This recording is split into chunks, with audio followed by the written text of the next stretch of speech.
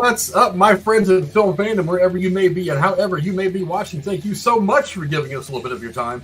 Slight change in the broadcast schedule. Tech's not able to be with us tonight. And since we've kind of had this one in the hopper for, Jeremy, about 6 or 8 weeks now, I figure we're going to go ahead and get to one of these kind of B-level, definitely low-budget, corny horror movies from the 80s. One of the few horror movies that my dad liked. He was not a big fan of horror movies, but he always thought this one was kind of funny. One that I kind of grew up watching, one of the great horror, not a horror comedy, just kind of a low budget horror thing, but still a very amusing movie to watch, especially from that decade where they were trying to figure out some special effects. Not a bad job at all. Here to talk about C.H.U.D. With my hetero life mate Jeremy. What's up, brother? I'm not quite, of course, everyone wants to fucking text me right now when I'm doing a damn show.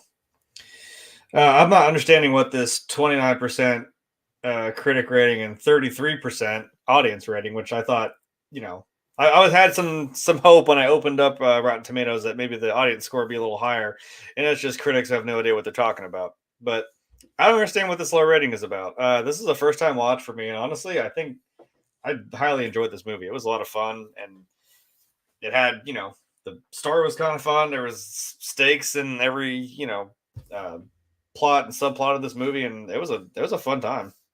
So it's talk about it. It's fun and corny and B-rate. It was one of those movies that has kind of developed a cult following, kind of against the desires of some film fans. But obviously, we are here to talk about C.H.U.D. It's the 1984 American science fiction horror film directed by Douglas Cheek, produced by Andrew Bonime, and starring John Hurt and Daniel Stern, as well as Christopher Curry in his film debut. The plot concerns a New York City police officer and a homeless shelter manager who team up to investigate a series of disappearances, only to discover that the missing people have been killed by humanoid monsters that live in the sewers. C.H.U.D. was given a limited release theatrically by New World Pictures in the beginning of August 1984. Rotten Tomatoes, the review agitator website, reports a 29% approval rating based on 14 reviews, an average rating of 3.9 out of 10. Kenneth Phipps of the AV Club wrote in his review for it, quote, perfect for bleary-eyed late-night viewing and pretty much unwatchable at any other hour. Bloody Disgusting rated it a 4.5 out of 5 stars, however, and called it definitely one of the B movie's best-kept secrets. The film was a moderate financial success. It made $4.7 million against a budget of about $1.25 million, which for 1984 was actually not a bad. That wasn't a bad financially. That's not bad. But Jeremy, you've already kind of given some of your thoughts on it. I mean, there's not a whole lot to this movie other than the fact that it's very simple, but still very entertaining. They didn't try to do more than what they were able to do. Give me some of your quick thoughts. Yeah, just like the shirt that I'm wearing right now, and kind of that same vein, which I somehow keep wearing on the days we do the show. I don't know how. I'm not doing it on purpose, but maybe it's subliminal messaging. I don't know. It's coming. Yeah, I know. I'm excited about this one.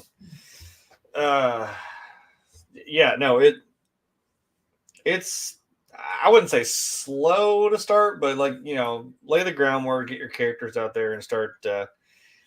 I was kind of worried this is going to be one of those movies that that was perfect, nice. That's what I was going to talk about right there. That I was kind of worried. I'm like, oh, is this the thing where we see the monster in the last 5 minutes? And I'm like, no, I actually did not realize that I had not reset the cameras all the way. I moved them and then didn't click save. So I looked over my screen. Oh, okay. Why do my cameras look screwed up? That was a good reveal, right?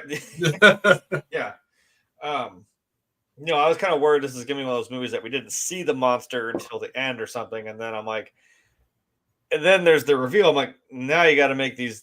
I mean, I got to see some cool monster here. And honestly, I think these things were kind of cool looking. The eyes that light up. And I'm like, there's many a monster. Yeah, like that. That's still horrifying. It's still it's unique and stands out enough to where, we've seen so many monsters, practical and otherwise. And they're as dumb of an idea as I think it is to just turn the breakers off in your apartment when these things live underground, in the dark. It does make for a cool shot when they're when they're roaming around the apartment in the dark and their eyes are lit up. But yeah, it's kind of I'm still just baffled by the low ratings on this. I want to maybe give it the benefit of the doubt that maybe it's kind of since come around and people maybe just dismissed it at first or whenever, the IMDb, whatever, and Rotten Tomatoes are getting their start in the yesteryear ancient civilization times of like 2004 or whatever the hell, and they were like, that was a dumb movie. Next, But time does wondrous things for these kind of movies, and yeah, like I said, first time watch for me, and I actually had a fucking blast. I was really rooting for Marv. Like, you know what? I understand he's been through worse, so let him take a paint bucket to the face. It's okay. He's done with worse. Yeah, there was a lot of people in this movie that surprised me that I hadn't. Looking at it in hindsight, I'm like, yeah, that was cool. I saw John Goodman for about 60 seconds, and he was gone. I'm like, well, it's probably like pre-Roseanne, pre-fucking everything, really. A few years pre-Roseanne. This was right around the time he was in Revenge of the Nerds. Which is I remember seeing him in. Okay. But yeah, for me, like I said, I mean, I grew up on the 70s and 80s horror. This was definitely a low-budget B-rate kind of thing. It was not, as a horror movie, this is not heralded the way that Nightmare on Elm Street was heralded roughly about the same time as 83, 84 when the first one came out. Chainsaw Massacre, which at this point in time was already kind of a classic. These ones that actually made a huge mark in the theater. I mean, it did kind of swallow up some of the ones that were kind of low budget, B level. Again, I mean, we know the names, John Hurt, Daniel Stern now, but back then, I think John Hurt was kind of coming into his own as a star. Daniel Stern still very, very new. I don't think he had done a whole lot. He probably wasn't a huge name then. But yeah, I mean, you're talking about low budgets, not very big stars. They didn't expect the movie to do a whole lot, but it's like it's one of those movies that as real horror fans have found it over the years, especially some of the younger fans because horror fans more than anybody else, than any other genre of fan, will go back a long, long ways to watch stuff. I mean, they will watch the Nosferatus, the original Dracula with Boris Karloff and all that. They will go back really, really far back in the genre to find something that they want to like. Whereas a lot of modern day movie fans, just kind of general movie fans, just kind of don't. You mentioned the Rotten Tomatoes score being pretty low. It's like, well, Rotten Tomatoes didn't come out until 15 years ago when this movie was already 112 years old. I mean, so I would imagine all the 12-year-olds that are putting reviews on Rotten Tomatoes probably never heard of this movie.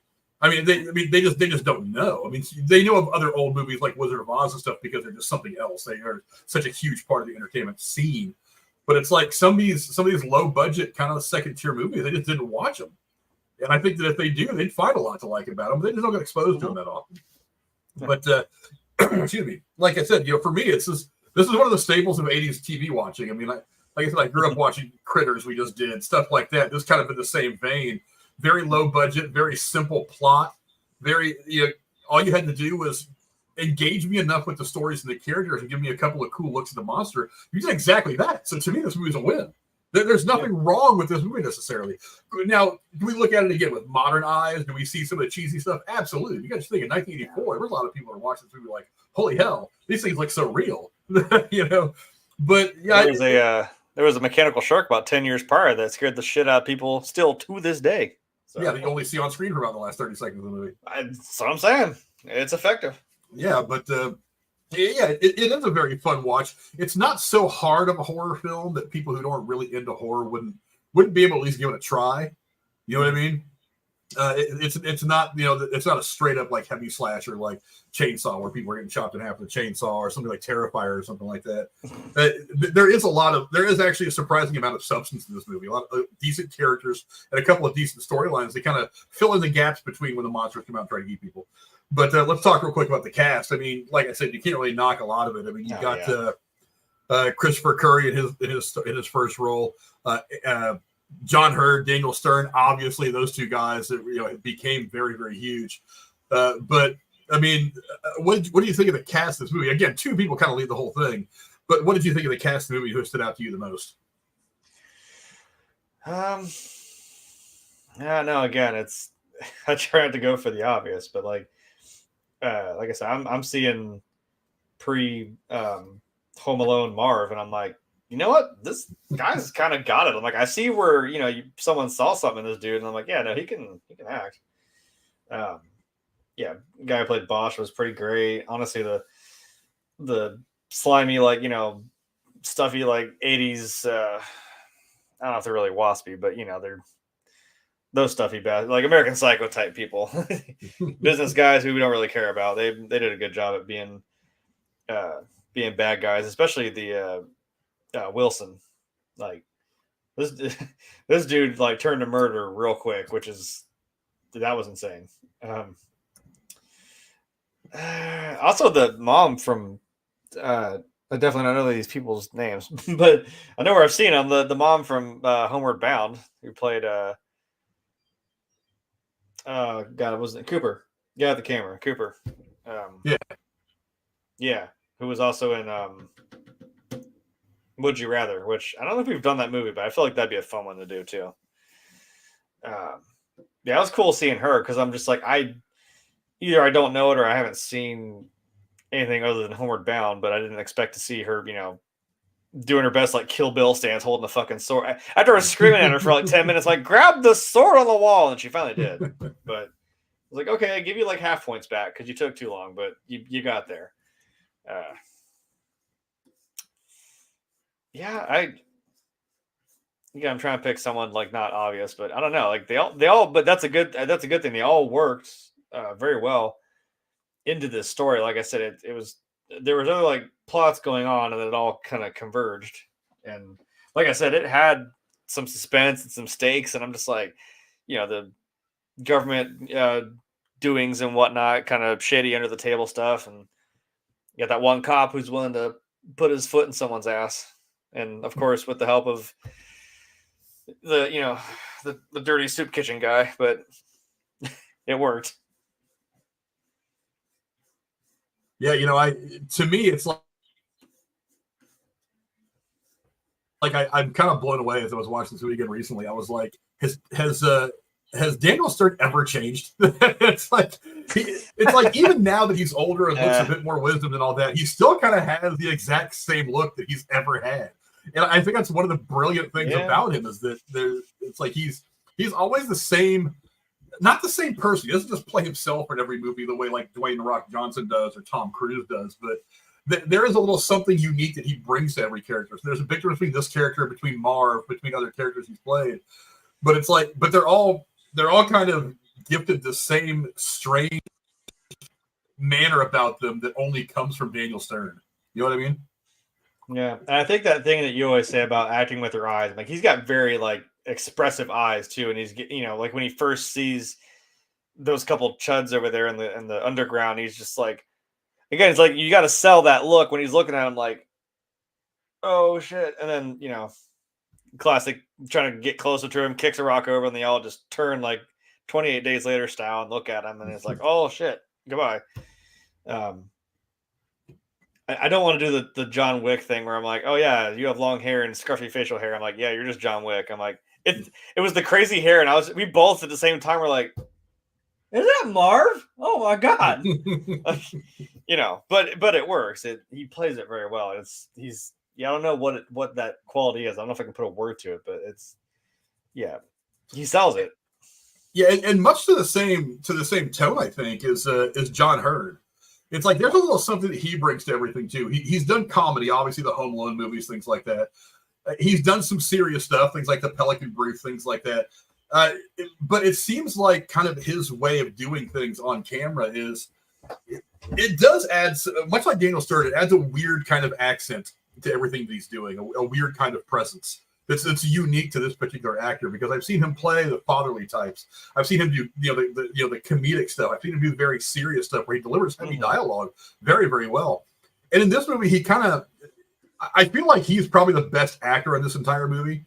I mean, like I said, his career was already kind of starting to blossom already. This is one of the things that he did to really boost his career. But I mean, he already, even relatively young, I think he was probably 30 or something when this movie got made. That he was very, very good. I just always loved watching him on camera.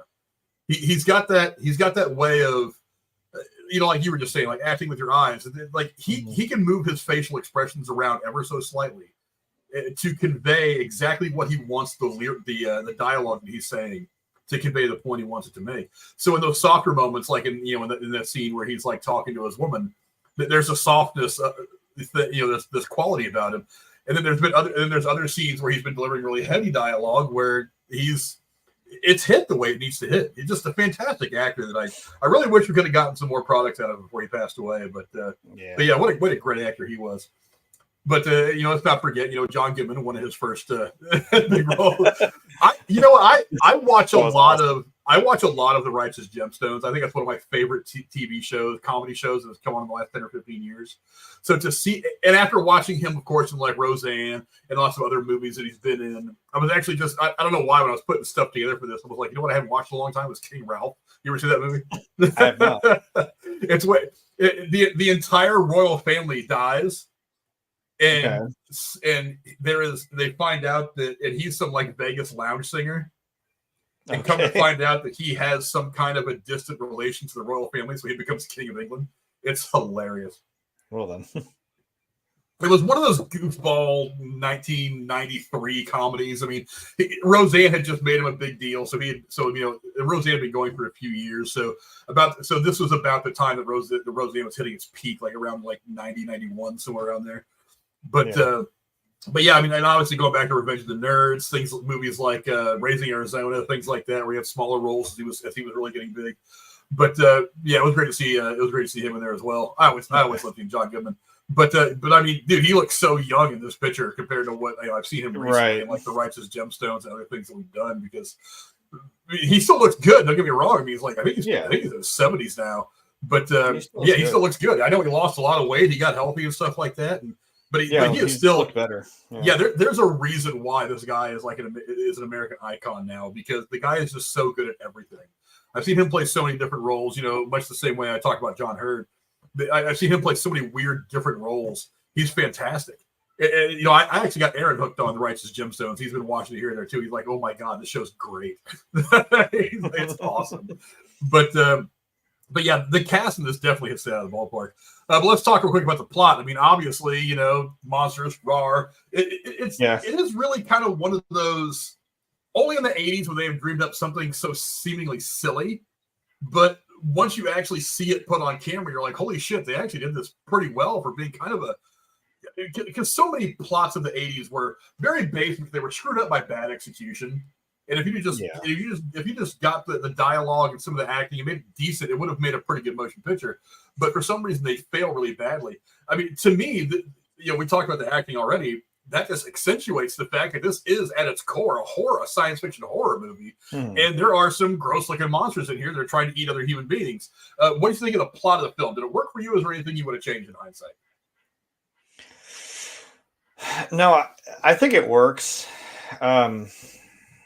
I'm trying to also my mom asked me what C.H.U.D stood for. I'm like, well, there's this, but there's also this. I was trying to remember what the second one was called. And that's C.H.U.D, which everybody hated. I remember the movie. I don't remember ever seeing it, but I know that everybody saw it and was like, oh my God, this movie's terrible.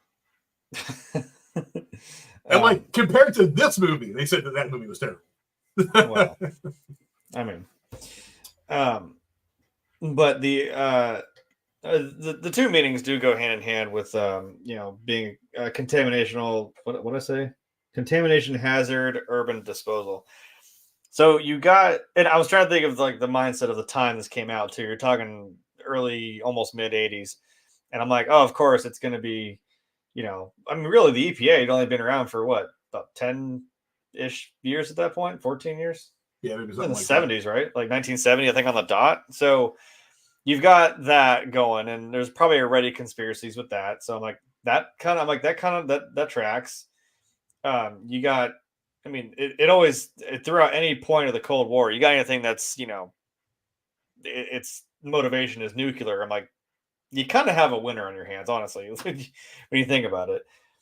You don't have to really explain it. You're just like, yep, shady government chucking nuclear crap under a city, and it kind of lends to the like, oh yeah, there's homeless people that live in like subways and shit like that. So, and it's becoming a bigger problem. And of course, the government guy wants to cover this up or try to spin some other story to it. And I'm like, I like this. I'm like, I like this whole thing, and it's like the shit rolls downhill. You got the chief, you got the commissioner, the chief, and then the captain, and the captains who were following here, who just keeps getting told, like, you're on the bottom of the rung here, dude, and just keep your damn mouth shut until you can't.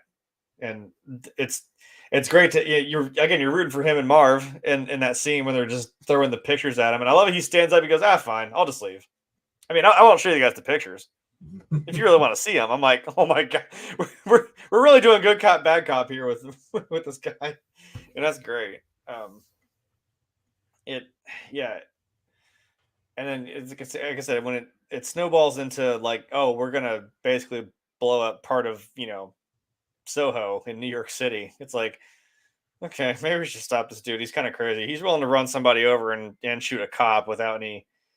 I mean, he even said like, I even said to him like, "You gonna shoot a cop?" And he's like, "Yeah, you're gonna shoot me." And he's like, "How you gonna cover that up?" He's like, "I don't know, but I can't let you do it." I'm like, he's not thinking about this, is he? Okay, that's the warpath you want to go down, buddy. But I hate that I looked up. I think the sequel showed up on Amazon, and I was like, okay, this is miles better. I'm like, I don't know what we're doing with this Evil Dead 2-esque, like now it's a fucking goofy ass comedy where I'm like, that doesn't track. I'm like, I think this works in its own little bubble, and maybe it should have stayed that way. Because I'm like, okay, the sequel looks bad, and I'm saying that about this. I'm like, this was pretty damn great. This was entertaining, but I don't know what kind of warm bodies like Twilight shit you're doing with this sequel. I don't even want to talk about it. But yeah, I don't remember ever seeing the sequel, but everything I've heard is like, oh my god, it's terrible. Apparently, it's developed a bit of a cult following on its own. But I'm sure it did. People I know that have seen this movie or remember this movie fondly from their youth are just like, yeah, that movie's not even close to being as good. But I like the plot. Again, it was kind of a because in the '80s, one of the things that I remember as a kid in the '80s, one of the big stories that we talk about a lot is obviously it was a couple years after this that Chernobyl happened, but I mean even before that there was a lot of news about nuclear waste and how to deal with it because we had been building up nuclear stockpiles for so long. At some point, people were like, "Hey, what do we do with all this leftover stuff we have?" And then it was becoming a problem, so that was becoming big news. So it really was inspired by real life news of the day, but to use that and some of the fear mongering that people had stoked for you, kind of in the news, in the mainstream media. To use that and say, oh yeah, we're gonna write a story where they just kind of throw this shit down the sewers and it makes homeless people into monsters. Why not? That's. I mean, it was believable for what people knew at the time. I mean, because at the time, like I said, it was still a very new story. But I mean, for what people knew at the time or what they didn't know at the time, I think that's what this movie really did. Is it played off what people didn't know? It played off their sometimes irrational fears. But it's like, yeah, as far as you guys know, we throw this stuff down the sewers and it's turning homeless people into monsters, or even turtles into ninjas. Who the hell knows? Maybe they're turning the frickin' frogs gay. I don't know. Yeah. But it's like it's still something that we're still not quite. I don't even want to say now. It's like when you talk about nuclear power or nuclear waste, anything like that. It's like it's still something that we're not really sure. I mean, like if you think back to the original Night of the Living Dead, I'm like, they just kind of vaguely explained that like some satellite crashed and there was radiation and zombies. I'm like, sure, good enough for me. Good enough explanation for me, I guess. Whatever. It's some newfound like scary technology that we don't quite understand, which we've seen its power by this point, but we're like, holy crap, the implications that further come from this is, that again, that drives and makes a lot of fun stories, like, weird cannibal monsters that live under New York City. So right, somebody call the Ninja Turtles because you guys got a problem down there, and you're the first responder right now. So come on, guys, get your shit together. Ninja Turtles versus C.H.U.D, the next shared universe. Yes, I mean, let's do it. Why has nobody thought of this shit? We should really be writing this shit. All practical costumes. You can't. I mean, come on, that was the peak, man. In the '90s, you got the practical costumes. Get some C.H.U.D costumes again. Let's do it. Let's make a fight. Yeah. Well, I mean, you mentioned the practical costumes, obviously, back in 1984. Maybe that's the ooze. Yeah, maybe that's the ooze. Ooh. But yeah, you mentioned the practical costumes. Obviously, in the 80s, they did not have the CGI back in 1984, 83 when some of this film that do all this stuff. Very much real life stuff. I mean, not quite Rick Baker level monster design, but I mean, I got to admit, it's not really that bad. It's pretty damn good for 1984. And it looked pretty good on camera to me. What are your thoughts on the creature designs and the overall effects? Oh, we're getting into the weeds of the stuff I like here. That right there, yeah, that's still. I try to think like, I mean, again, how many different monster designs have we seen, and how many times you try not to overlap? You want to like stand out and have something, you know, something unique to it, or something again that stands out, like a characteristic, like their eyes glow, which is cool, and they look like there's this vampire mask I always see, and this is now, so I don't know about then if it was an inspiration, but it's that same like stretchy, almost like ripped apart, kind of burnt skin. Um, and these are believable. Like these look like, yeah, like some mutated, like very burnt up like humans. I guess burnt maybe is the wrong word, but contaminated humans, right? And they almost have this, like, I guess that is what I'm saying. They almost have a vampire like quality to them, like with the pointed ears there and those sharp teeth. Even the guy was Victor, right? The guy that had his leg messed up. When he's not quite to this level yet, but like when he turns around, he almost had like I said, a zombie like vampire look to him. I was like, oh Jesus, like he's in the mid stage. Um, and it's still horrifying. And I think the worst one, other than, I mean, spoiler alert, I'm sorry, people, the dog does die. It's one of those movies. I hate to break everyone's heart. There's no John Wick to come save him, but yeah. The yeah, there's well, that's the nicer picture of what I was gonna. Yeah, well, that was also my reaction there when they, if you know what I'm about to mention here, that was one Ben Gardner of a fucking scare when they find his wife in the harbor or whatever the hell. Holy God, there was like no build up. There was just like, oh my God, it's his wife, and then right into her face. And I was like, that was a cool practical effect of just her face, just well, from her neck up, but like just her face all mangled and shit, just floating in the again up on the dock there. I was like, Jesus, okay, that was cool. That got an audible, genuine reaction to her too, and I actually kind of like jumped because I was like, whoa, shit, yeah, that was. I'm like, that's how you do a jump scare. You just boom, you show it, you know. Again, that's why they went back and reshot the, like I was mentioning in Jaws, the guy in the boat. If that's one of the things you never forget from Jaws is the guy coming out of the damn boat and scaring the crap out of Hooper. It's no build up, no music, just put it in someone's face and it will get a scream. Yeah, I like the practical work on this. This was the hands are a little goofy. I get that their monster hands come up. I'm like, no, it's a guy with a big goofy glove and nails. I'm like, like I said, it was early 80s. There's like so much they could do at that point. But I mean, for the framework of like, their faces and their bodies, very cool, very well done.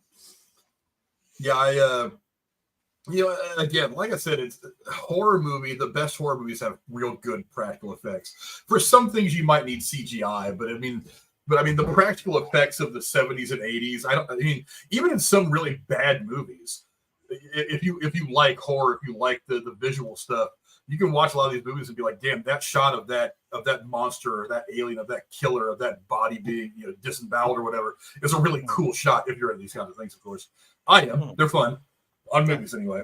But one of the things that they used to do a lot in the early, like, well, not early, the 70s and 80s, early in my life anyway, was they would do a lot of the strange editing cuts where they've gotten away from them in the last 20 or 30 years of filmmaking. Well, at least since probably the 90s. The 90s kind of made the move into a different way of editing horror movies and editing gore. But it's like the shot that you're talking about where they show his wife's face when they finally find her body in the harbor. Yeah. That shot of just that real quick shot, and then it jump cuts back to something else. It gives you time to see it and react, but not enough time to make sense of it. Because you see it, and that image gets seared into your mind before you can really start to like break it down visually and take anything in. It's gone, and you're just left with that feeling of, I saw this crazy shit. It hit my eyes the way it hit him, and now it's gone. You don't really have a chance to really process it. So there's not really a way to kind of pack it away in your head the way you normally would if you see something like that, which kind of makes it linger differently. And like I said, they don't really do that in horror movies much these days. I mean, there are some guys. I think there was a couple of cuts that were kind of like that in the House of 1,000 Corpses. So maybe guys like Rob Zombie and stuff who are fans of old school horror might try to throw something like that in there. But by and large, horror has gotten away from that kind of editing, which is a little unfortunate to me. Maybe maybe The Ring, when they just kind of show the face they make when they die, like maybe because they kind of show it, then like the face of the mutilated person, and boom, it's gone. So that's, I don't know. Yeah, it used to be something that happened in almost every horror movie. Yeah, like lingering too much can be a bad thing, is what I'm saying. That's what's that? Oh, what's that movie called? Mama. It was a movie called Mama. It was fucking terrible. Like I think it was good because it didn't really show the monster too much. There was, it's dark, or you kind of see her. She does the classic, here she is, and all of a sudden she's doing the Samara thing right in the hallway. And then they just flat out just full front, not that kind of full frontal, like get out of your mind. Just show her, and then I'm just like, okay, this is kind of stupid now. You're not really scary anymore. That was dumb. Like the scares it had were good until that point. So yeah, and maybe it's something that's like we were talking about, like since it was a practical effect, it's something a little more visceral that like you really see it. You know what I mean? Not something that's CG'd or done all to hell. So yeah, there's something raw about just seeing a severed head of this dude's wife and cut to him just going like, and it's gone. Then you try to fucking rewind it, like the pause, be like, what the hell was that? Yeah, I even forgot to mention, we were talking about the cast earlier. Christopher Curry, who plays the cop in this film, Bosch. This was one of his. I think this is his first big film, and he's been a pretty steady character actor for most of his career. He actually played Rico's dad in Starship Troopers, the one who he's on the phone, he's FaceTiming him when one of Sarah's gets blown up. Oh, okay. He's the one who plays his dad. He's been in plenty of TV shows and movies. It's one of the stronger character actors in Hollywood ever since this. He's doing his part. but I mean, and his reaction, while over the top, because that's kind of how you acted back in 1984. While over the top was kind of, I mean, you kind of get it. I mean, if you're a cop and you're one of these broken guys already, because I mean that's how they portrayed every cop back in 1984. Is they're all broken, cigarette, chain smoking, hard drinking, sleeping. Get too old for this shit kind of guy. Too old for this shit. But they kind of portrayed every cop in 80s movies as being just like Bosch. But it's like, I mean, he's already kind of his spirit's already broken anyway, to have his heart and his mind broken by seeing his wife's tore up body laying on the rocks in the harbor is probably just something else entirely. So yeah, I mean, so you kind of feel for this guy a little bit more than you would have, I think, had they, even if they had just not like given you the scene where they find her body, because you kind of know that things didn't work out well for her when she was walking the dog. But yeah, even if they hadn't shown that, it probably would have been something that you would have thought about as a viewer. You know what I mean? But yeah, I really love the creature work in this. I mean, for 1984, this wasn't that bad at all.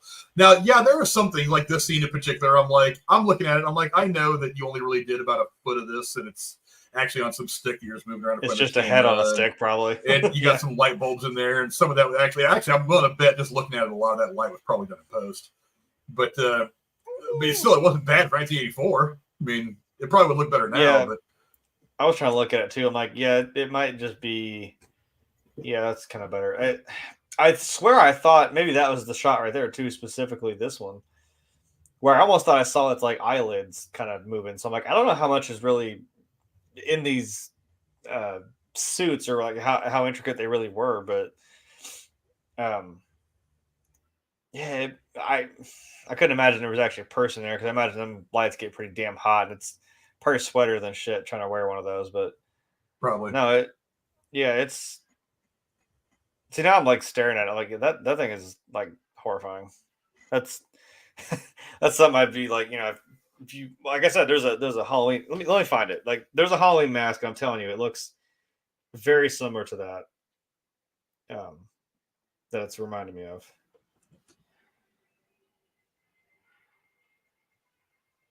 But yeah, I really like the creature design, and I even liked some of the blood. I mean, even this scene right here, I was like, this is something straight out of some like psycho. Yeah, this is something straight out of a great slasher film. I thought it was a great shot. And she eventually, here's this for you. She eventually picked up the sword. There's that Kill Bill shot. Like all of a sudden, she's just like primed to go. All of a sudden, she's the bride. But yeah, I thought it was actually. I thought the effects were, like I said, for 1984. I thought they were really good. And even now, I kind of look at it and I'm like, if somebody were to like try to remake this movie right now, I think this would be a great baseline to run off of to watch the original movie and say, I want it to look like this. I want to make it a little cleaner. Because there was some shots that they looked like claymation, just the way they kind of did it all, or some kind of weird animation. It was kind of clunky movement. But again, 1984, this was actually pretty damn good. But nowadays, I think they have a way to really kind of capture what these monsters are, kind of in full form, even. Because you only really, I think, at one point in the movie, you get to see one of them even kind of in full form. Generally, there's a lot of like chest up stuff for these things. Like, I get that we're using the close ups because when you have a look like this, you want it to be full camera, scaring the shit out of people in the theater. Yeah. But I would like to see something like one of them chasing somebody or something like that, or more than one of them chasing somebody. That would be fun as well. I think the only times we really saw anything full shot was, like I said, when Marv was like kind of trying to inch his way towards them, and there's like 3 or 4 of them in the sewer, and they all just turn. Maybe, and then the one that breaks into her apartment, you see him kind of like, you see a whole there. It looked like an actor in a suit, like he threw the stuff to the side when he busted through her door. But other than that, I don't think there was much full body monster. I found that mask I was talking about, by the way, that thing. Nice. You see what I'm saying? Like it kind of reminds me of that. Like it's got a very vampire look. Some of these, yeah, even like that one. You know what I mean? Oh yeah. Very, very similar. So I don't know if that's maybe inspired by it or something. Oh wow. I love the fake It was cool until he put this fake CG blood where he's like trying to pull his mouth open and he looks like there's blood. That's okay. Amazon, you don't need to show me. I'll just look at the mask practically, okay? Well, let me ask you this. I mentioned remake a minute ago. I mean, remakes are something that happen in Hollywood now. They're a standard.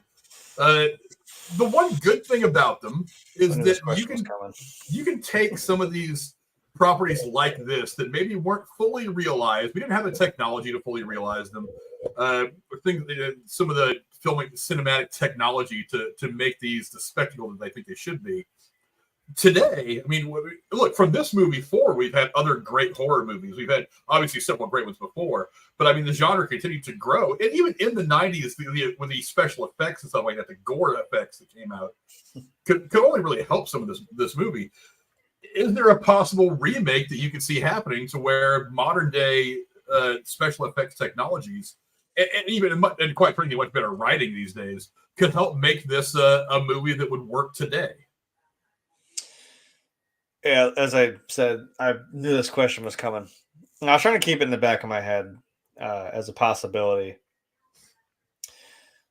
Yeah, I could see this working as a remake, again, with more modern effects. And again, we could still keep some things practical. And like I said, CG's come quite a ways. I'm always a sucker for something more practical because, again, it's something tangible that you can see. It's not something you have to. When you make something CG, like, okay, well, now you have to light it properly. It has to look like it's moving.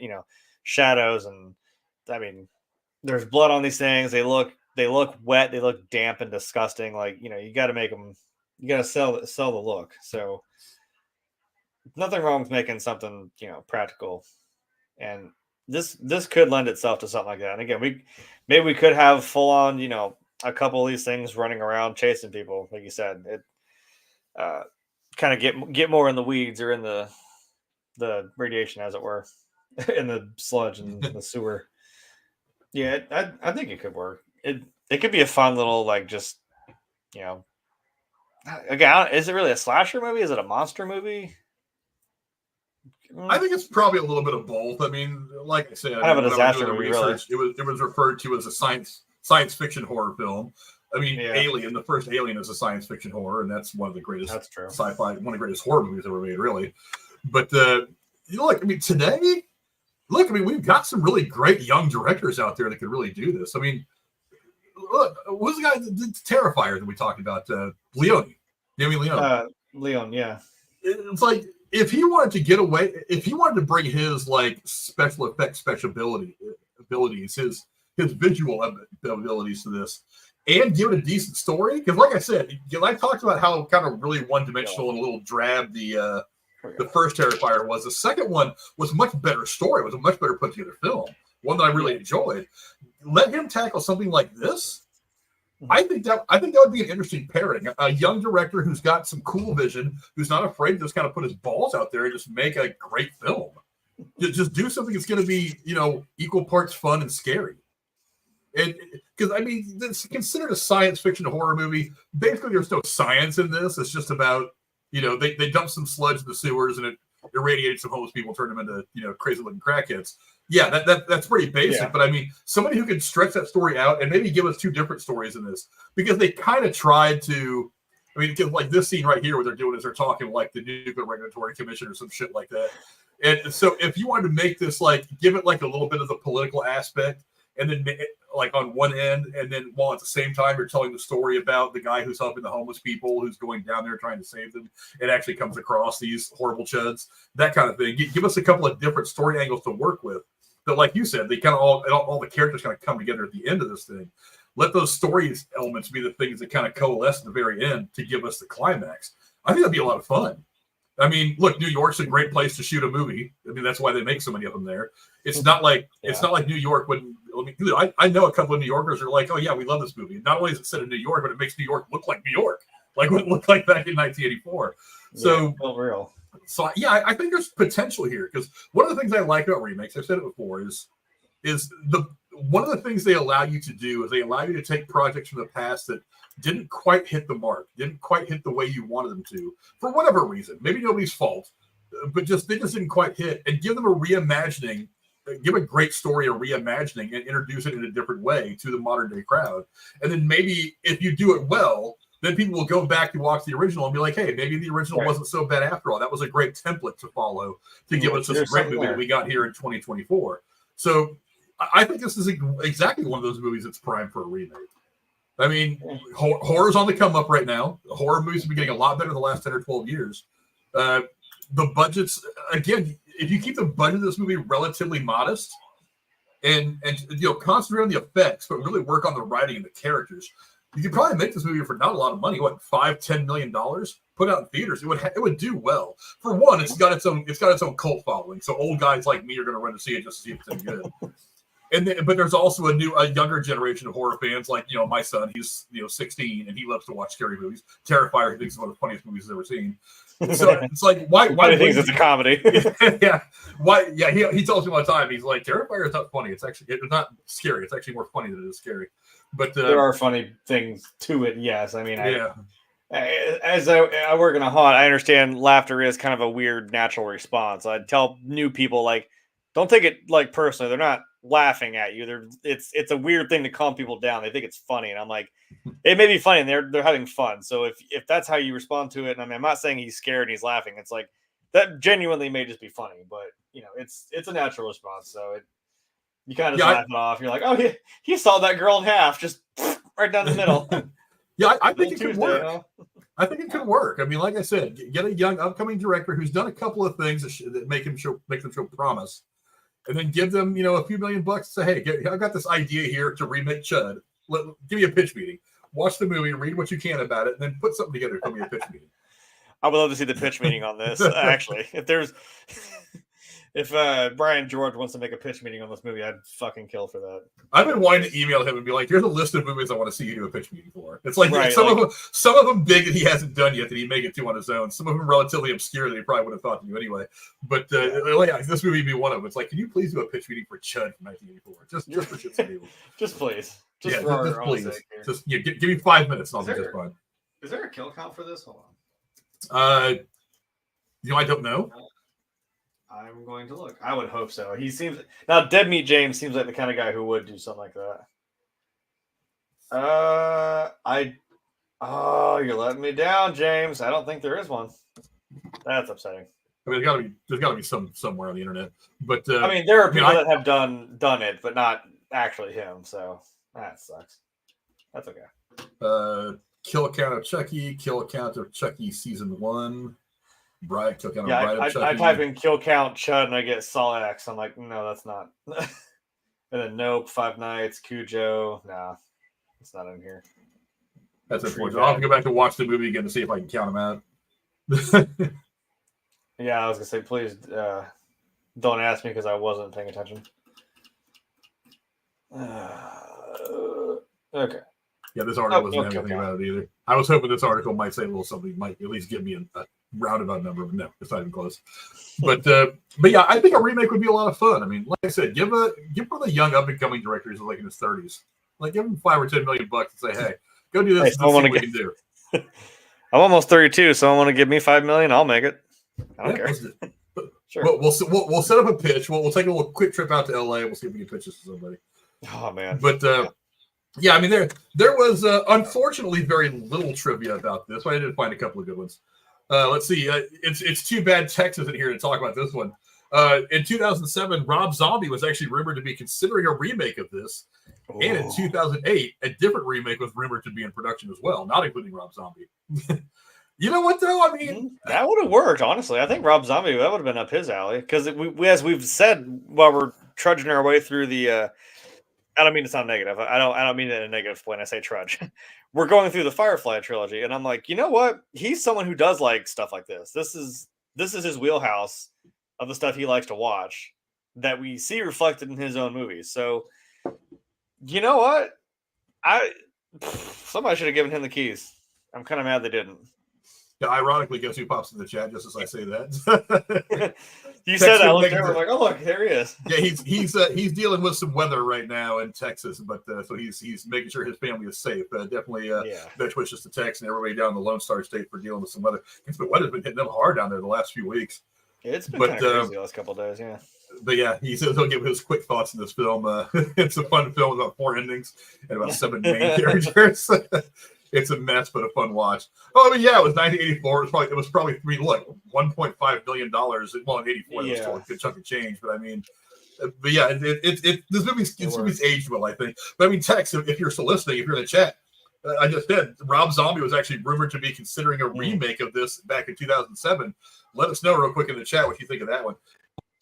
I wonder if he decided to do Halloween then instead, since that's around that time.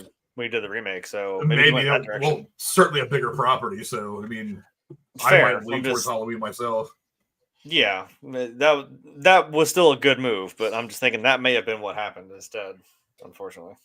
But yeah, and Tex true to form says Rob Zombie should remake every movie. Okay, well, maybe we should have seen that coming when you ask Tex if Rob Zombie should do anything ever, and he's like, yes, all the time. Yes. And all the time. Should Rob Zombie make a rom-com? Yes, he should. With a lot of blood and make it your own. Right. As long as there's murder in it. I'm glad somebody used that template of the meme of from SpongeBob where he says, no, Patrick, mayonnaise is not an instrument. And it's someone tweaked it and said, no, Rob Zombie, a moaning girl is not an instrument. Every damn song. Every song. Let's see. This is one of John Goodman's first movie appearances. He actually plays a cop in the diner. I think we talked about that already. So maybe a little bit of a downer on that one, but I didn't know how we'd see it. That was it. That was his whole involvement. Now he's gone. Well, I mean, him and the other cop. What is that other actor's name? I'm drawing a blank. Yeah, I'm looking at him. He looks really familiar. I don't know why. God, I'm drawing a blank. It's going to hit me as soon as we get done in the air. I know we will. Yeah, we'll tweet it out later. But let's see. Lori Matos, who was the movie's first on-screen victim, the girl who was walking the dog when the C.H.U.D reaches out and grabs them both, is actually the real-life wife of Daniel Stern. Well, there you go. And currently, still, to this day, still married. Damn, nice. Hey, good on you guys. It's hard to have a long marriage in Hollywood these days. It seems like they get married, and before the news even hits the paper, the 2 celebrities got married. They're divorced already. But, yeah, they've done. Yeah. Well, she hasn't actually gotten married yet, so whatever. Well, God help the fucking person who does marry her. Yeah. I mean, whatever. Let her get married. That'll be at least 3 or 4 more albums worth of material for her, and a couple more Super Bowls, whatever. But they haven't done bad because one of their sons, I think, is a California state congressman. Oh shit. I mean, they've raised a couple of kids. One of them, I think, is a producer or something like that, in a TV producer or something. But yeah, they've done well. They've raised a couple of good kids. People have been successful. Let's see. Jordan Peele. This was part of Jordan Peele's inspiration for the 2019 horror movie Us. And a VHS version of this movie, C.H.U.D, can be seen in the movie. See what I'm saying? So your inspirations, and then like you make your own movie, and then I mean, I love when they actually throw it in there. Just to give a shout out to it. I don't know why. I'm actually kind of embarrassed to say this, but like 2 days ago, I mean, as we just said, the weather's been doing weather stuff, and I was like, let's tempt fate. Let's watch Twister from 1996. And I'm like, screw it. I'll stand outside and watch it. And I don't know why I didn't quite realize that like Aunt Meg is watching a Judy Garland movie. I was like, oh, that's funny. I don't know why I never put that together. I'm just like, oh, right before the tornado hits her town, she's watching one of her films, which is hilarious. So, Let's see. Another small piece of trivia I found kind of interesting is how much this is actually referenced. I mean, to speak to its cult appeal, references to this movie have appeared in all these shows: The Simpsons, The Flash on CW, Aqua Teen Hunger Force, Clerks 2. You remember that one, I'm sure. Oh, yeah. Randall refers to somebody as a chud a couple of times. Yeah, as a chud. Castle, Archer, Futurama, Pushing Daisies, Outer Banks, Agents of S.H.U.D, and Rick and Morty. Jesus. Well, like 3 of those don't surprise me because they've been around for 150 fucking years, like The Simpsons. They've made fun of everything in the first 2 years they've been, they were out, and then they stopped being funny for the last, 15 years, but whatever. You know what's funny is The Simpsons, the first episode of The Simpsons, not the first appearance on the Tracy Ullman Show. But we don't know The Simpsons was actually a skit of the Tracy Ullman Show back in the late 80s before they got their own show. But this movie came out in 84. The Simpsons came out in 88. Yeah. I was like, it was 88 or 89 when their first full official season. Well, the show was 89, yes. Yeah, 89. So that show's been running almost as long as this movie has been out. Figure that shit out. Yeah, that's what I'm saying. I'm like, that doesn't shock me that they've already made a reference to, you know what I mean? And I'm still in the wheelhouse of like, stop being funny in like 1993, but whatever.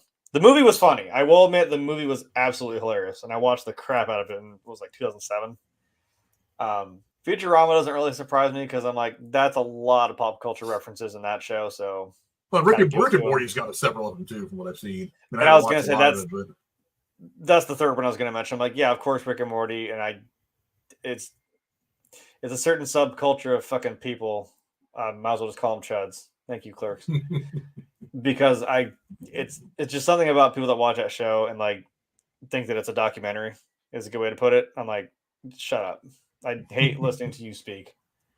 So I don't know. That doesn't surprise me, I guess, since it's I'm going to sound stupid because I don't know what the hell Rick and Morty is even about, but I'm like, I guess there's science and science fiction and weird shit. I don't know.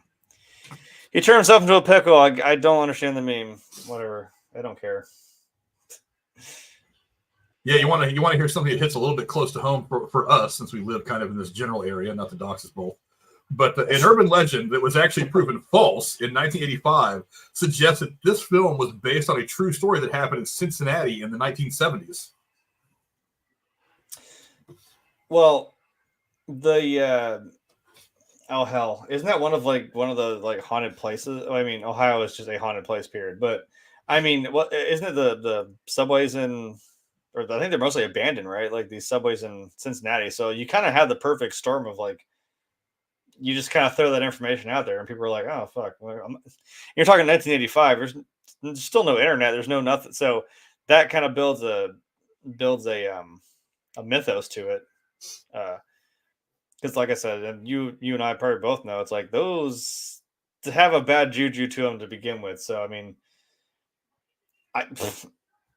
I've been in caves in this state, and I'm like, I'm still swear I'm going to see one of those little shits from The Descent just like crawling around the walls. So, it kind of gets into your head. I don't doubt that at all.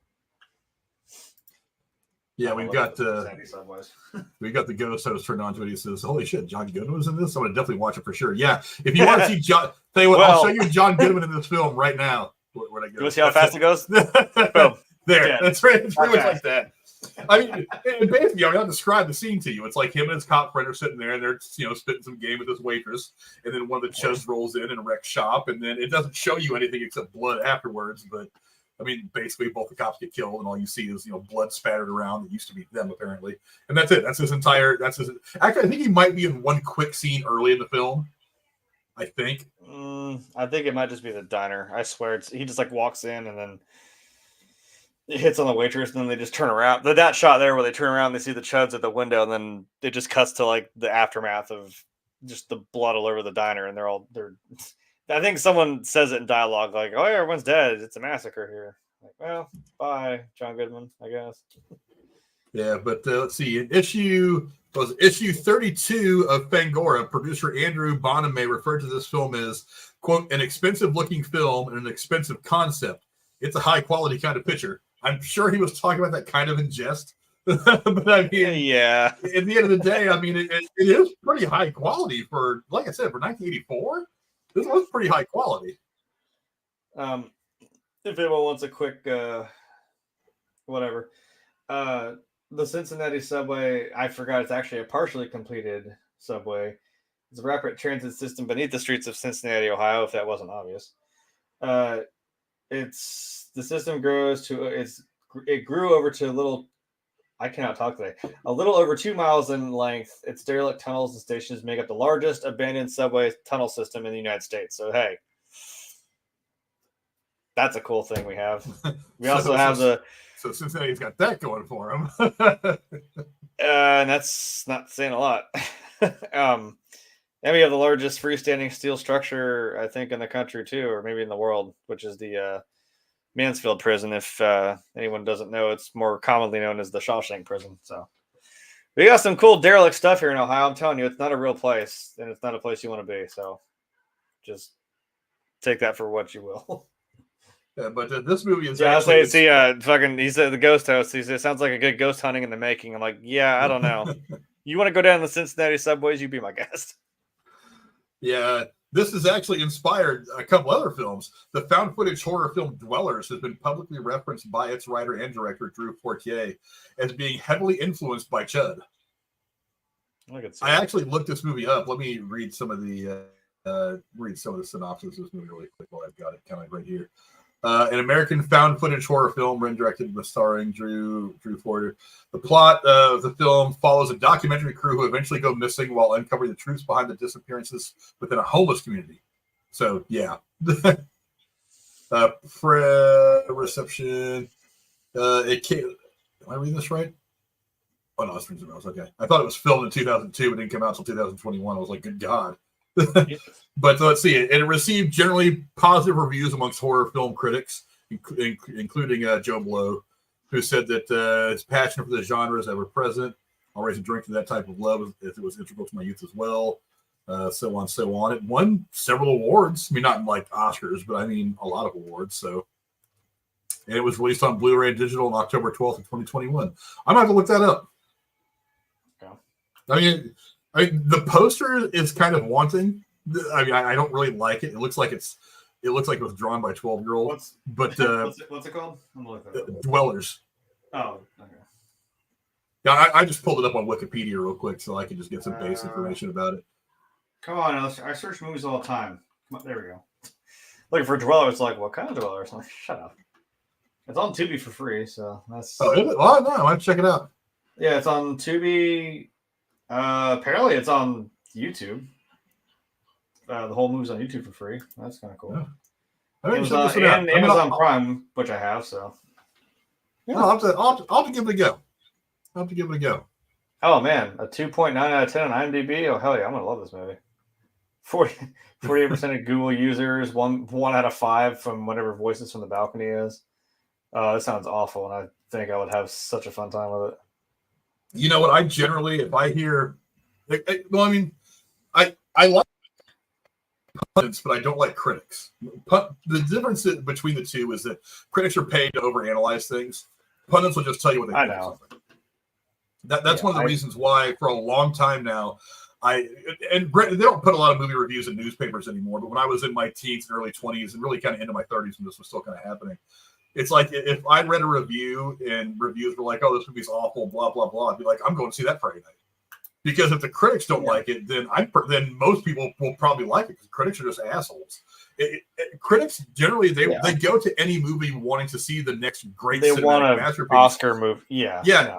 And I'm just like, I just want to be entertained for a couple hours. I mean, if I go in to see something like The Wizard of Oz, like Oppenheimer, it's like I went into Oppenheimer with certain expectations, but it's like I know to temper those expectations. So I'm going in to watch like C.H.U.D, or if I'm going in to watch something else, it's like if I'm going in to watch some like Fall Guy. I haven't seen Fall Guy yet, but I mean, I know that my expectations for Fall Guy are not going to be what they were when I was walking the theater to watch Oppenheimer, because they're two very different movies, two very different everything. They're not the same.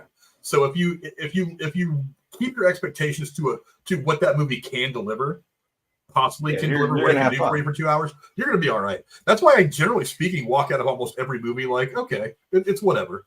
But it was what I wanted to be. It entertained me for a couple hours.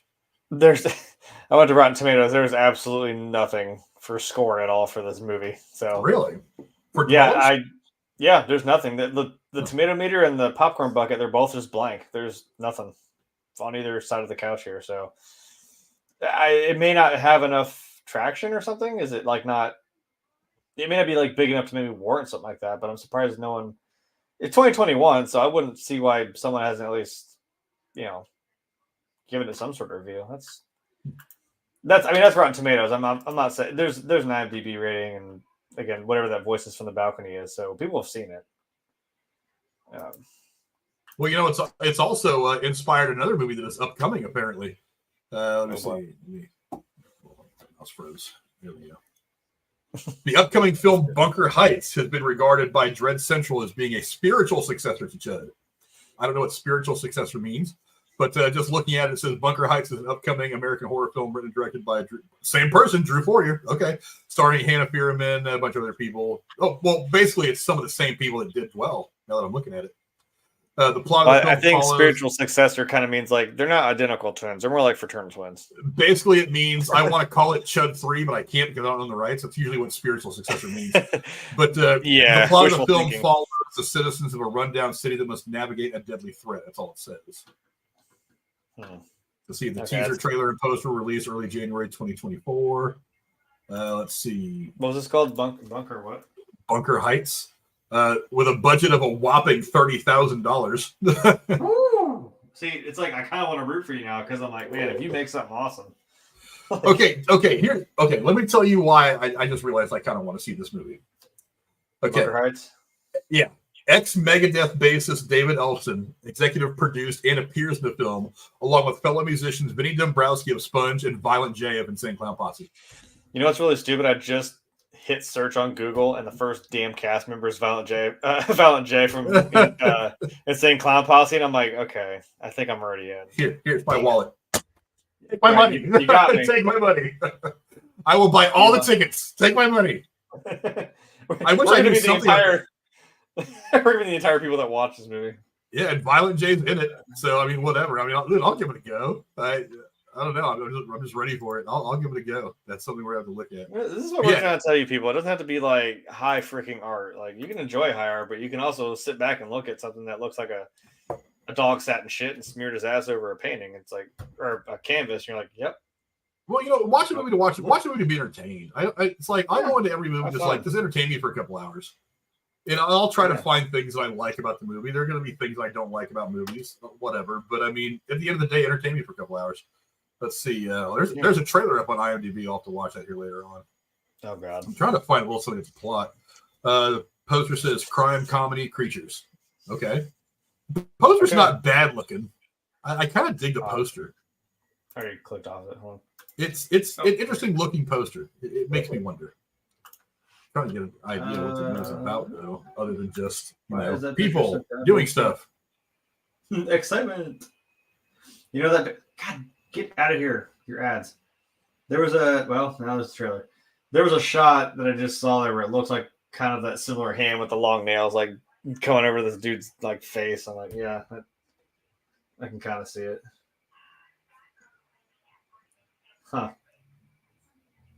Well, storyline: citizens of a troubled city must navigate through an unforeseen crisis that threatens every walk of life. That doesn't tell me shit. If this is it looks kind of crisp, but I mean, I'm not really. It looks pretty polished, I guess, for what it is. Huh. Yeah, now I gotta put Bunker Heights and what was the other one we just looked up? Dwellers. Yeah.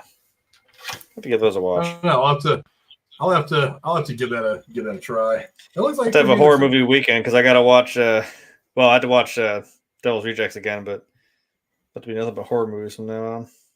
Yeah, That's busy horror for this week. But yeah, I don't know. I'm kind of into that movie now. I'm kind of into the idea of it. Let's see. I don't know. Do we even bother looking at Bud the C.H.U.D? Let me give you the kind of breakdown of this. I don't know. C.H.U.D 2, Bud the C.H.U.D is an '89 zombie comedy film directed by David Irving, written by Robinson, written by 27 people.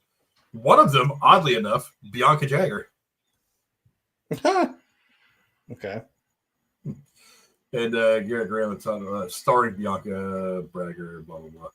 But let's see. At the start of the film, the U.S. government has ordered a branch of the U.S. military to discontinue tests concerning the C.H.U.D project, which is built around the idea that enzymes taken from the sewer-dwelling creatures from C.H.U.D can make hyper-effective killing machines in the Army.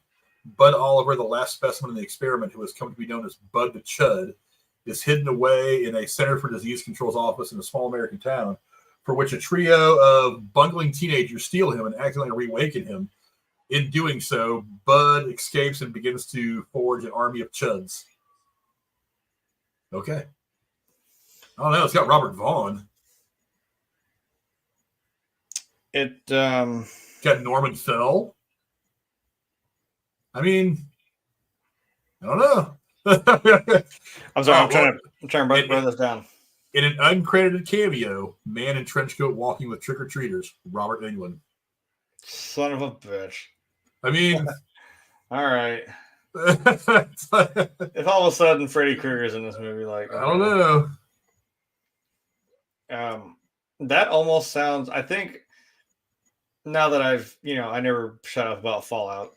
Really, I think we watched it came up on Amazon. We kind of watched a little trailer or whatever, the little snippet for Bud the C.H.U.D, which the entire title is C.H.U.D 2 Bud the C.H.U.D, which is a mouthful. Maybe you should work on that title. Yeah. And she's like, is that like, she's like, that sounds like Fallout. I'm like, oh, you mean the forced evolutionary virus where they tried to make super soldiers and they made super mutants? These irradiated, mutated fucking people that, some still have what's left of their brain and some of them don't. So it's very similar to something in Fallout, which again, that could have also been taken from these movies, because a lot of stuff in Fallout comes from other science fiction and other horror stuff. So that's could be inspired by, especially that there's an episode of the Twilight Zone that's very much the same. The guy in the he seals himself in that vault, and then the nuclear bombs hit, and he's the only person left in the world. Can read all the books he wants, and he trips and he breaks his glasses, and it's like, son of a bitch. Yeah, like that one. That's very, very heavily inspired Fallout, I'm sure.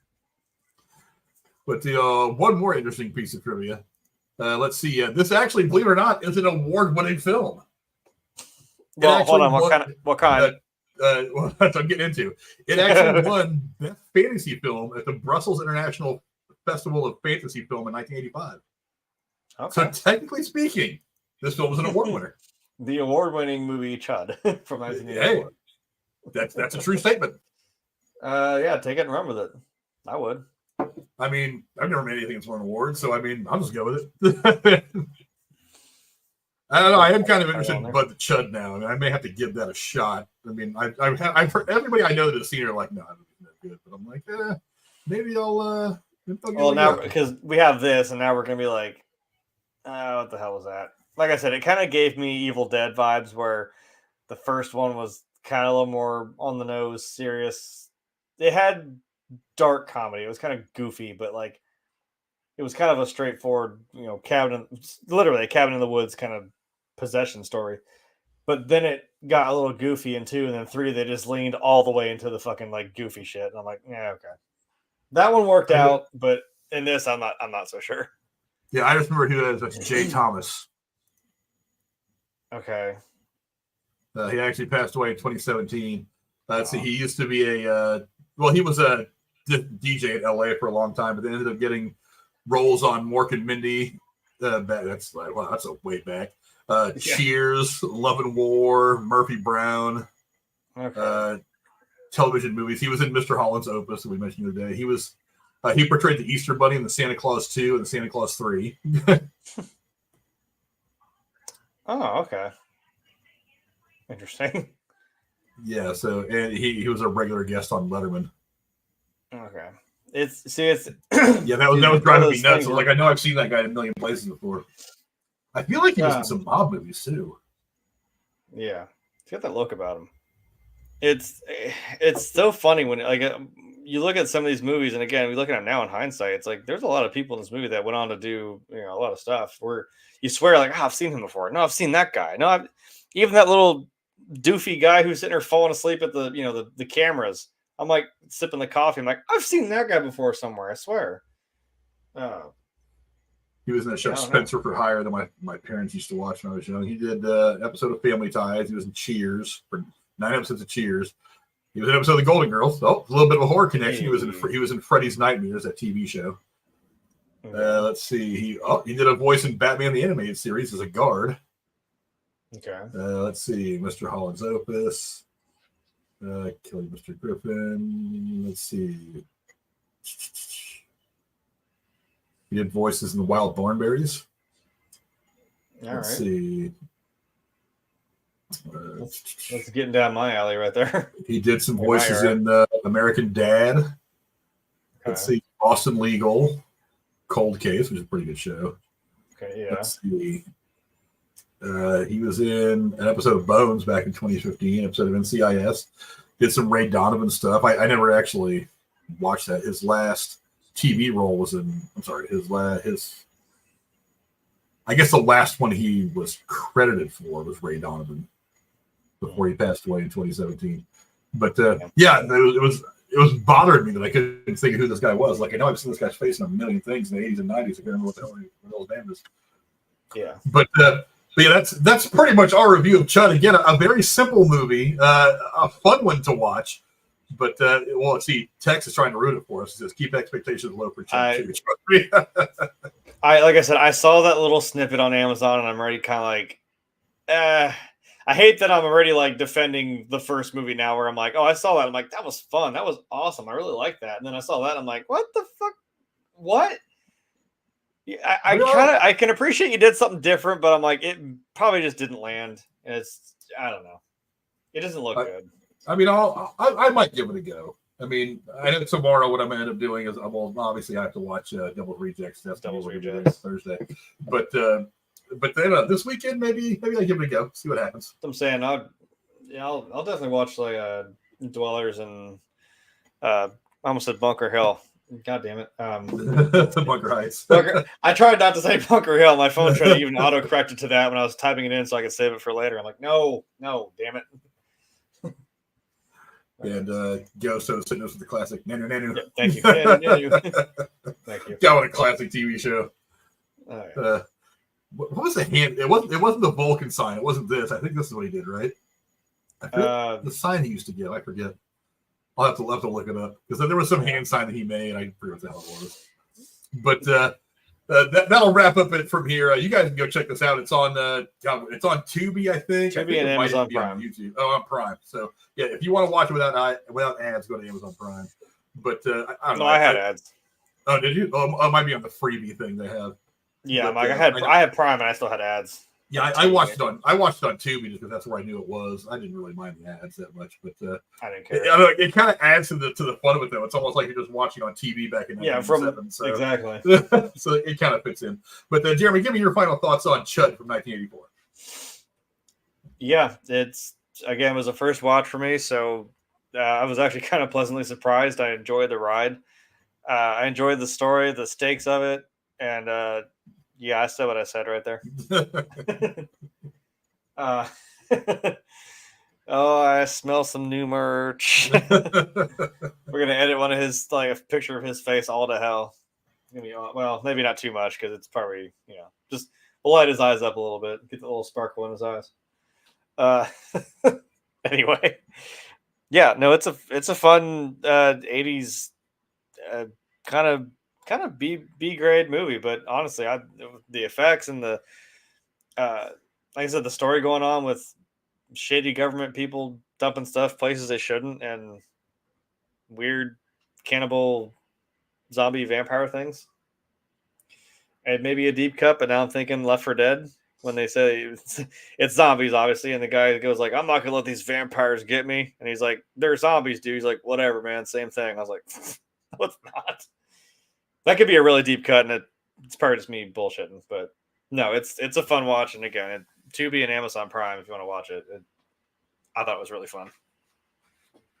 Yeah, same thing with me. This is one of the movies I grew up watching. One of the movies that kind of got me into horror because I was, all of 8 years old when this movie came out. But as I started getting older and getting into, as I started getting older, I mean, like I said, my dad, this is one of the few horror movies that he actually kind of liked. That Aliens, obviously, because he was a big sci-fi fan as well. But this is one of the few kind of straight up horror movies that he really liked. So I got exposed to it at a young age, and that's what got me to watching things like Nightmare on Elm Street and the original Chainsaw, which is still my all-time favorite horror movie. This movie was one of the introductions to me as a horror fan that it made me go back and watch some of the earlier stuff and keep with it as it evolved into the 80s into the 90s. So yeah, it's a fun movie. Again, it's obviously low budget, but ultimately where this movie is kind of average most of the way through, the thing that really helps it is the great special effects. It draws you into the movie a lot more. And that's where I think that this movie really is a big win. Is they could have botched the effects really, really badly on this one, but they didn't. Not only was it really good at the time, but if you watch it now, especially like this shot right here, I was at this shot. That whole thing looked very terrifying without making it look fake. I mean, obviously it's fake, but without making it look kind of ridiculously fake. It was a hard sell, especially back in 1984. But I think most people, even today, would look at that and be like, "That's actually some pretty good creature work." It's not bad at all. I mean, the detail of like the muscles and tendons in the neck and stuff like that, how the skin is, how all the tissue is mutating. It's not a bad look. So one of the words being humanoid, I'm like, that looks something kind of subhuman. So yeah, it works.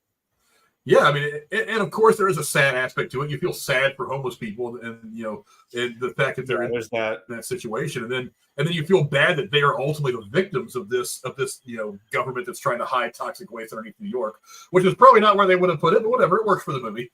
It's a movie about classism. Yes, I'm sure the directors would say, actually, the social commentary. Shut up! Shut up! I just want to see monsters. Homeless people turn to monsters, eat other human beings. That's all I want to see. You're going to tell me a horror movie with next thing you're going to tell me this movie right here wasn't about that, like literally all day. Come on. Yeah. But it's not subliminal at all. Yeah, again, it's a fun movie. If you're not big into horror, this won't chase away people who aren't big horror fans. There's a lot to this movie that is actually really fun and watchable for people that don't necessarily like a lot of blood and gore. Again, a couple of great actors with Stern and Hurd. A very well done movie overall. I think it's a lot of fun. It's in my regular rotation of things to watch. Usually when I'm fumbling through Tubi or something for something to watch, this comes on. I'm like, oh yeah, I'll watch this. It's become a bit of a comfort movie over the years for me. It never misses. I can laugh at it when I want to laugh at something. I can kind of get into it when I want to get into a story, or if I just want to see cool visuals, it's like I can just watch this movie and the dog being eaten and the guy getting his leg blown off or whatever and stuff like that. And honestly, in the final scene, the third act, it is really kind of exciting to watch. It's like, because a lot of movies from the 80s, I'll admit, once you start to get way back in the 70s and 80s, the third acts weren't always fantastic. I mean, there were some great ones, don't get me wrong, but there was a lot of really good movies where the third acts were kind of blah. It's like the body of the movie was the best part of the movie, and the third act never really kind of holds it up for some great movies. But this one, the third act is actually great. There's an exciting third act that keeps you going right until the end. There's betrayal. There's a good guy getting shot and left for dead, but it turns out he's not. So he comes back as a hero at the last second. And do the guys get out of the sewer before they gas it? The whole thing. There's a lot of excitement that runs right up to the end. Yeah, I was on the edge of my seat, like, oh god, don't kill Marv, and he shoots the cop. I'm like, you bastard, damn it, fuck, kill him. Like, come on, Marv, you got that one shot. Get him. And what people don't realize is that Marv got done helping homeless people and hooked up with Joe Pesci and decided to start robbing houses. So he went to Chicago and decided to start robbing people. I was really trying. I'm like, when he got stuck in the sewer, I'm like, man, he's really lost in New York now, isn't he? Yep, he certainly is. So them's the breaks, man. So Lost in New York was just like homecoming for him. He was just going back home. But yeah, it's a great film. Well, I think you guys should check out. Again, it's not a hard watch. It's only like an hour and a half, hour and 40 minutes, something like that. Yeah, they didn't make movies 2 hours long very often back in the 80s. There were some, but there wasn't that many. But yeah, it's a short watch. It's an easy watch, and it's a fun watch. I don't think you're going to hate yourself for having spent a little bit of time watching this movie. It's a popcorn movie. It is. It is. Sit down, have fun, turn your brain off. I mean, it's just enjoy the effects. Enjoy seeing John Hurt and Daniel Stern doing their thing. Just consume. Yeah, just consume. Obey. Right. But yeah, go check it out if you get a chance. There's plenty of places to watch it for free. It won't even cost you anything. So give it a watch. I think it's a lot of fun. Thanks to my amazing co-host, my other life, Jeremy, for coming to hang out with me today. Where can the folks at home find you, my friend? I'm here Tuesday and Thursday, whether we decide to bend to Mother Nature's will or not. So that's what I'm here for. And that's my acronym because it worked out. But no, it's Good Tuesday 23 on every platform, but there's nothing there, so maybe don't waste your time. If there was, I might still be wasting your time, but maybe you're entertained.